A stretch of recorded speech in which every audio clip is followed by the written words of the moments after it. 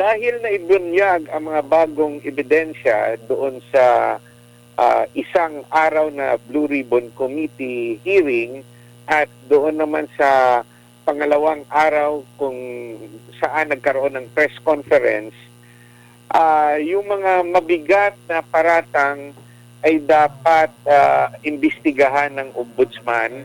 At kung ako yung kasama ng 18 na sundalo at yung mga tumutulong sa kanila, dapat po bigyan ng tulong si Attorney Baligod at mag-concentrate sila na kumuha ng malalaki at magagaling na mga abogado para magtulungan at i-prepare ang mga akusasyon ng every soldier, no?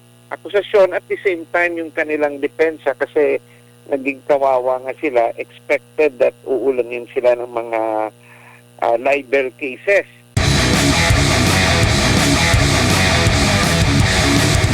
Ano po ang tingin nyo doon sa naging pahayag ni dating Senate President Alan Peter Cayetano? Nakuha na yung numero 13, so tapos na ang laban sa liderato ng Senado at yan ay inaamin naman ni Senator Cayetano, no, na dating Senate President. So to be fair to both sides, no, once a group reaches the number 13, tapos na ang laban. Dapat klaro, irespeto at patuloy na sa trabaho ang Senado. Opo, pero hindi pa tapos ang kanilang mga bangayan, attorney. Mukhang hindi pa rin nakaka-get over itong Gatchalian block dito po sa naging mga investigasyong ginawa sa panahon ng liderato ni Cayetano.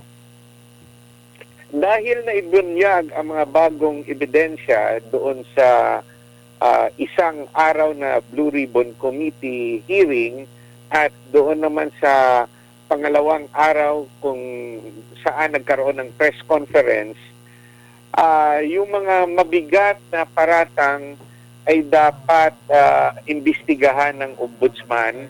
At kung ako yung kasama ng 18 na sundalo at yung mga tumutulong sa kanila, dapat po bigyan ng tulong si Attorney Baligod at mag-concentrate sila na kumuha ng malalaki at magagaling na mga abogado para magtulungan at i-prepare ang mga akusasyon ng every soldier, no? Akusasyon at the same time yung kanilang depensa kasi naging kawawa nga sila, expected that uulanin sila ng mga libel cases. Most especially yung kanilang public testimony outside the Senate building. So, yan ang price na kanilang haharapin sa pagsasabi ng kanilang bersyon ng katotohanan. Opo, kakasuhan daw ng usurpation of authority sa former Congressman Mike Defensor.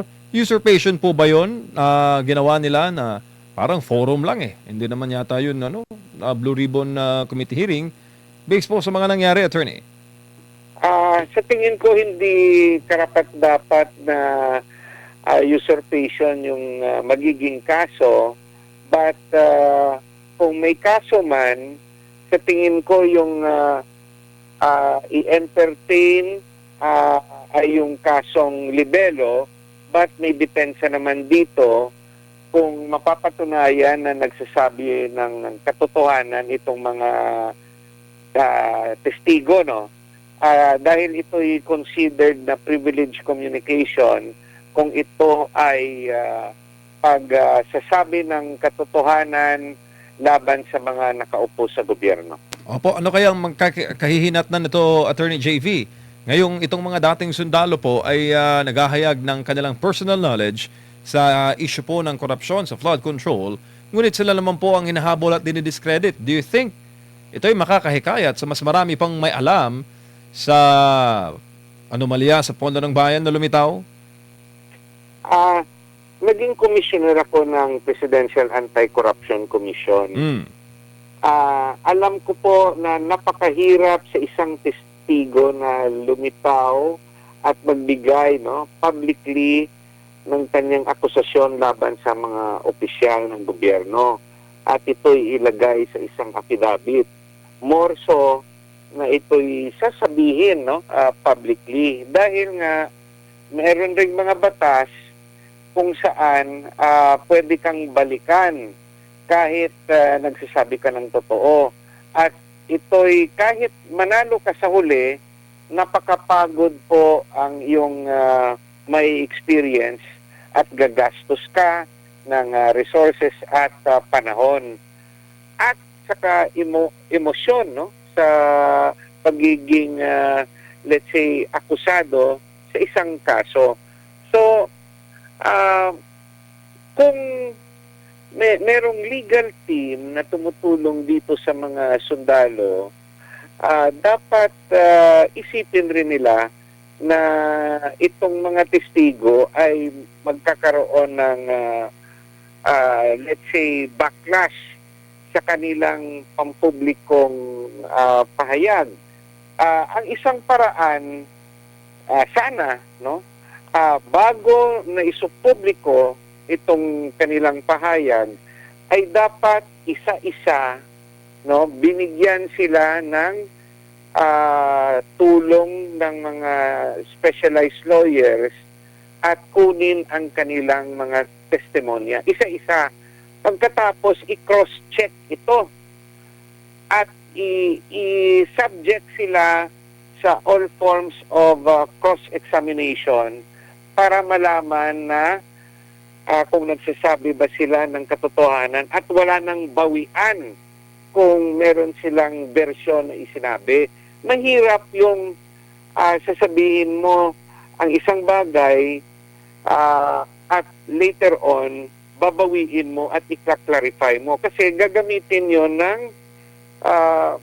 inaakusahan mo na sasabihin na hindi ka credible. Dahil doon masisira ang testimonya mo at yung matatalo sa ganitong kaso ay ang taong bayan. Kasi alam naman natin na meron talagang korupsyon.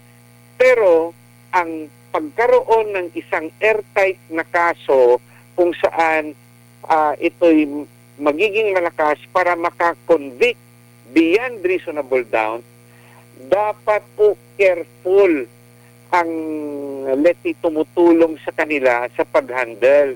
Hindi pwede bara-bara at hindi pwede kaagad isa publiko. Mas importante yung individual preparation ng every witness.